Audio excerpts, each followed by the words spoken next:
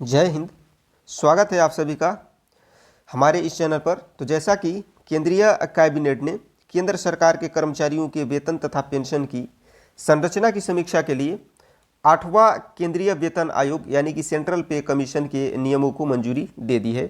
आयोग का अध्यक्ष न्यायमूर्ति रंजन प्रकाश देसाई होंगे और आयोग को अपनी सिफारिशें प्रस्तुत करने के लिए इनको 18 महीने का समय दिया गया है। यह निकाय वित्त मंत्रालय के व्यय विभाग के अंतर्गत स्वतंत्र रूप से कार्य करेगा और इसका वित्त आयोग से सीधा संबंध नहीं होगा। आयोग की अध्यक्षता न्यायमूर्ति रंजन प्रकाश देसाई कर रहे हैं, जिन्हें आयोग के गठन के साथ 18 माह के भीतर अपनी रिपोर्ट सौंपने का कार्यकाल दिया गया है। इस प्रकार आयोग को समिति पर पर्याप्त समय दिया गया है ताकि विस्तृत आकलन, क्षेत्रीय विभाग परामर्श और आर्थिक प्रभाव के आकलन के बाद ठोस सिफारिशें तैयार की जा सके। आयोग के सदस्य सचिवालय और तकनीकी सहायता के किस प्रकार नियुक्त होंगे, इसका स्वरूप भी सरकार द्वारा तय किया जाएगा। शासन ने स्पष्ट किया है कि आयोग वित्त मंत्रालय के व्यय विभाग यानी कि डिपार्टमेंट ऑफ एक्सपेंडिचर के अंतर्गत स्वतंत्र रूप से कार्य करेगा। इसका मतलब यह है कि आयोग की कार्यवाही निर्णय लेने में स्वतंत्र होगी तथा वित्त आयोग जैसे कि राज्य व केंद्र के बीच वित्तीय बांटने वाला अन्य आयोगों से अलग होगी। यानी इसका उद्देश्य केवल वेतन पेंशन संरचना का पुनरावलोकन है, न कि अन्य वित्तीय विनियोजन से सीधे तालमेल स्थापित करना। आयोग आमतौर पर विस्तृत डेटा संग्रह, सरकारी विभागों और कर्मचारियों के हितधारकों से परामर्श, वित्तीय प्रभावों का विश्लेषण और अंतर विभागीय परामर्श के बाद अपनी रिपोर्ट तैयार करता है। इसमें केंद्रीय सेवाओं के विभिन्न स्तरों पर वेतन वृद्धि या संशोधन, भत्तों पर पुनर्रचना, पेंशन व्यवस्था का दिशा निर्देश लागू करने योग्य अनुशंसा मॉड्यूल शामिल हो सकते हैं।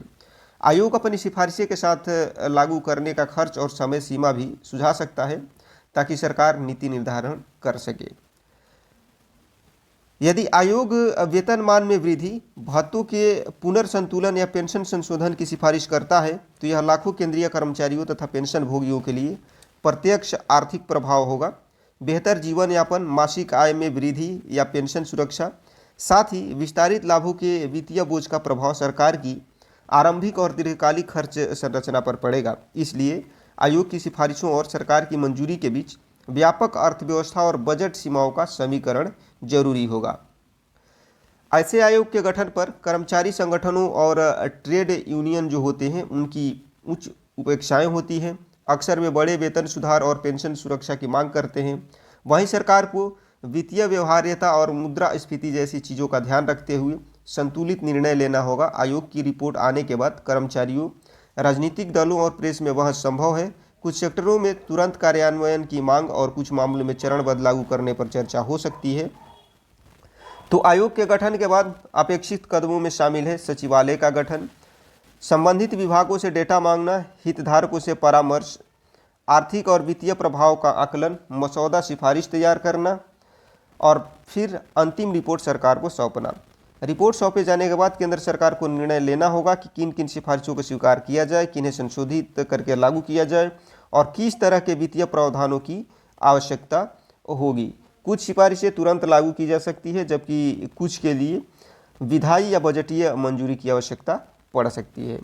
तो 8वां केंद्रीय वेतन आयोग का गठन जो है केंद्रीय कर्मचारियों और पेंशन धारकों के लिए अहम मोड़ है। यह उनके वेतन स्तर और भत्तों और पेंशन सुरक्षा के भविष्य को आकार दे सकता है। साथ ही इसकी सिफारिशें सरकारी खर्च पर दीर्घकालिक प्रभाव डालेंगी। इसलिए आयोग द्वारा परामर्श आधारित तथ्यों पर आधारित और व्यवहारिक रिपोर्ट देना आवश्यक है। सरकार और कर्मचारियों दोनों के लिए पारदर्शिता और समन्वय इस प्रक्रिया की सफलता हेतु महत्वपूर्ण होगा।